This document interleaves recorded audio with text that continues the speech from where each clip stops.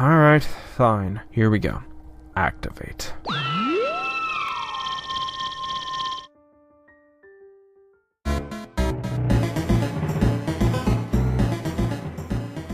Diancie and the Cocoon of Destruction. The first installment in the Kalos trilogy of films, this movie is also the first film to use the cast from the Kalos anime. So, who's joining Ash in his adventure this time? Well, we have Serena, a girl who met Ash at a summer camp when they were kids who also has a crush on him, Clement, the leader of Lumiose Gym who also loves to make gadgets, and Bonnie, Clement's sister who tries to help her brother find a wife every time they run into a female on their journey. And to be honest, I actually like these three characters. They have interesting personalities to them, some of them get character development in the anime, and they have some pretty good chemistry with Ash, which actually made it kind of sad for me when they went their separate ways after Kalos came to an end. David. I mean, sure, a lot of people complain about the ending, but... David.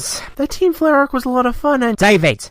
You're stalling. Fine, let's begin. Our film begins in... Pokemon's version of the Crystal Caves? Actually, no. This is the Diamond Domain, home to hundreds of Carbinks that live in peace with one another and serve one ruler, Princess Diancie. Yes, despite living in peace and despite the fact that these Pokemon seem to spend most of their days mining this in some of these scenes, they apparently need a monarchy. Go figure. We then cut to the princess, who is playing with some of the other Carbinks for a bit before one of the older Carbinks shows up and tells her that she has a job to do. And what is this job? Well, you see, this domain is powered by a giant diamond known as the Heart Diamond, and it is currently dying. So Diancie's job is to make a new one, and fast. However, she doesn't have the power to do so. So she is sent out to look for Xerneas, one of Kalos' legendary Pokemon who has an ability that will supposedly give Diancie the power she needs to save her kingdom. Now when I first saw this scene, I was thinking, sweet, this can make for an interesting adventure movie. Diancie and her crew going around the world, getting into shenanigans or something, and maybe developing Diancie as a character. I was genuinely interested in this concept. But then I remembered, this is a Pokemon movie. They can't tell a story without Ash as the lead.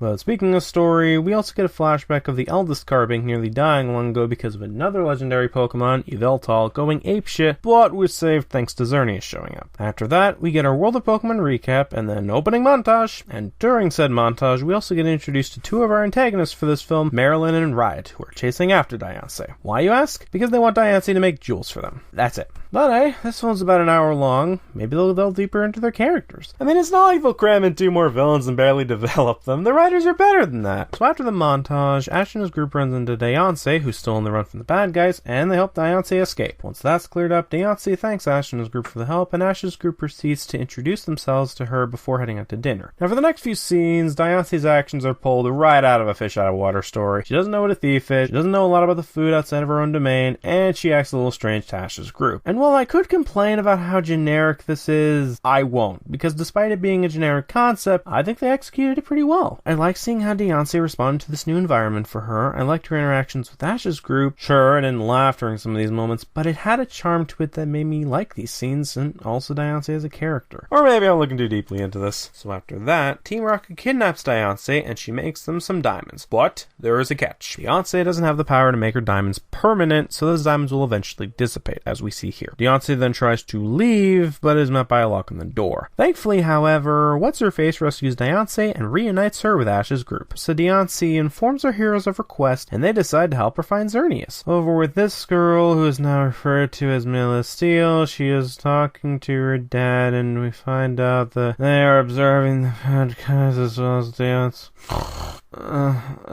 Sorry.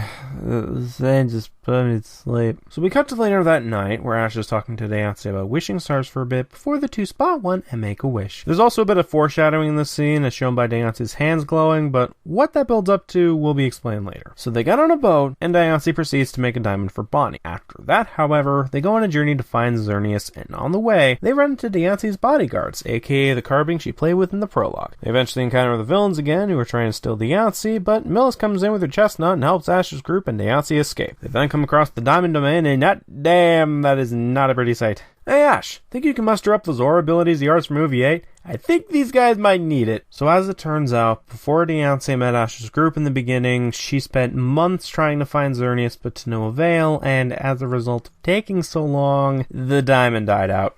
Well, that's sad. So with the situation grim, and after a scene of Diancie crying, Diancie and the others leave the domain and come across the forest that the Elder Carbink died in, and the Elder Carbink states that it is home to Yveltal, or rather, the Cocoon of Yveltal, since after destroying that forest a long time ago, it reverted back into a cocoon and hasn't popped out yet.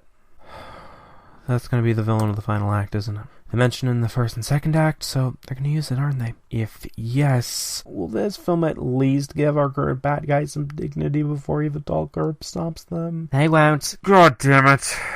But before we get to that point, Diancie encounters Xerneas, and Xerneas uses its fairy aura to give Diancie the power it needs to save its kingdom. But although Diancie's quest is complete, the movie just couldn't decide to have a final battle here and end this shit. So instead, let's reveal What's-Her-Face and her dad as bad guys who want to capture Diancie for the exact same goddamn reason as Marilyn and Riot, and then have all the characters awaken Yveltal by stepping in his water.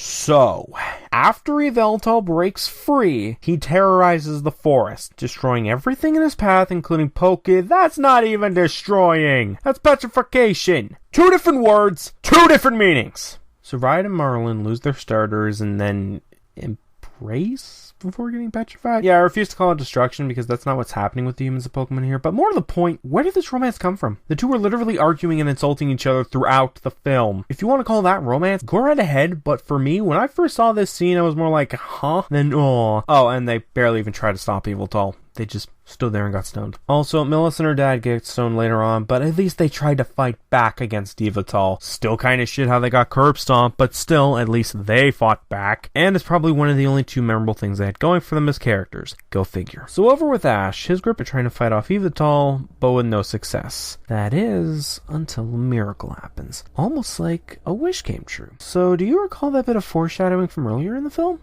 Well, that actually ties into not only the scene where Diancie gives Bonnie the diamond, but also here, because that diamond is actually Diancie's Megastone. And since this is an important moment in the film, I think it's only best that I dignify it with some music.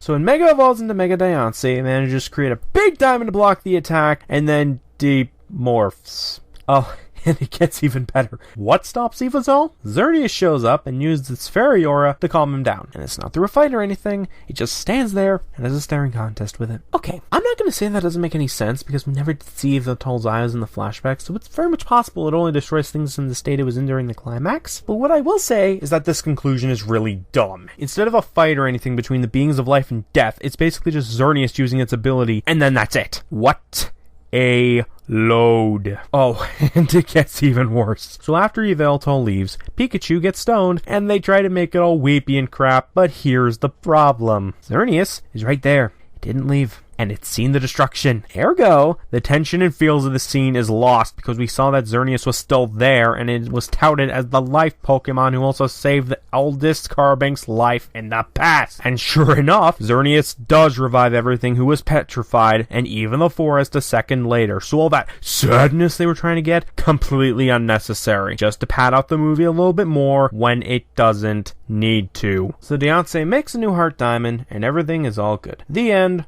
Roll credits. So, as a story, I didn't really like it that much. I hated how the final act of this film treated the villains that were around for the first 2 acts. I hated Melissa's reveal as a villain because her plan was the exact same as the other 2 villains, which made me wonder the point of making her in the first place. I hated the conclusion to the Yveltal fight, and even the ending itself was kind of weak sauce. In fact, the only things I liked about the story was the build-up to Diancie's Megastone, the execution of the fish out of water scenes, and maybe the tension of the heart diamond dying near the end of the second act. Outside of that, there wasn't a whole lot for me to like in terms of the story this time around, and that is depressing. Character-wise, on the other hand, I think it's a much bigger improvement in comparison to the Genesect movie. Now granted, characters like Serena, Clement, and Bonnie don't contribute much in the climax, but they still have a decent chemistry with Diancie as the film goes on, and I thought their personalities were decent here. Hell, I also like that Ash got to contribute in the climax instead of standing in the background barely doing a damn thing like he did in the last movie. Hell, speaking of Diancie, I also think she was handled pretty well. They could have easily made her a spoiled brat since she's the princess of a kingdom and adored by most of the Carvings, but the writers didn't do that. She's nice, polite to those around her, and even shows some guilt over her failure to find Xerneas when she sees the heart diamond die out. Again, they could have easily screwed this character up, but to me,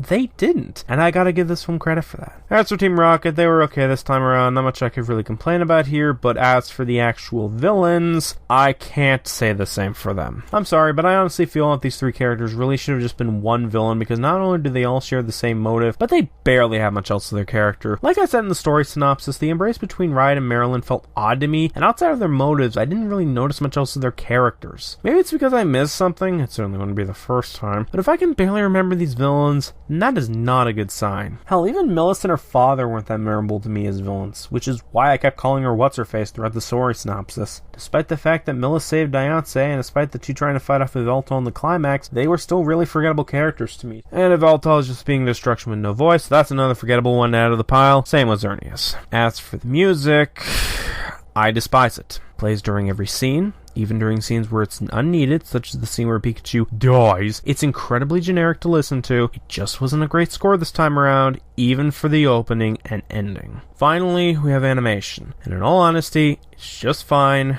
Not much to complain about. But now I think it's time I wrap this up. Overall, I really did not like this movie. While its characters are a lot better than the previous film and the animation was just fine, I hated the villains and I hated the story and music. Like the last film, if you're a Pokemon fan, give this film a shot, but for everyone else, I would suggest skipping this one. In fact, if there was one film I would recommend skipping from this series the most, I would choose this film. At least for right now. When the only things I liked about it were a couple of small scenes in the story, the animation, and the characters, that is not a good sign for me. And to think, I'm only just getting started on this trilogy. But until we meet again, I'm the Mounty, and my next review will be on Hoopa and the Clash of Ages. See you then. 1 down, 2 to go. Good job, David. You managed to hold back a lot of anger for this one. Thanks, Dutcher. No problem. I was a little worried since, well, you never got to avenge your father by bringing Zer to the authorities, so I thought that, you'd be a little more pissed. True. I never got the chance to bring Xerneas. But you know what? I don't care anymore. He's in prison for what he's done. He's gotten his karmic retribution. He will never hurt anyone ever again. And now I'm free. I can finally close the door on that dark point in my life, and I'm happy. In that case, I have a request. 20 minutes later. Remind me again why you want to do this? Because, David, I think the reason the Mega Evolution experiment failed was because of your guilt and misery over your father's death clouding the bond we have. Now that it's gone, there should be no problem. It's worth a shot at least. Alright, fine. Here we go. Activate.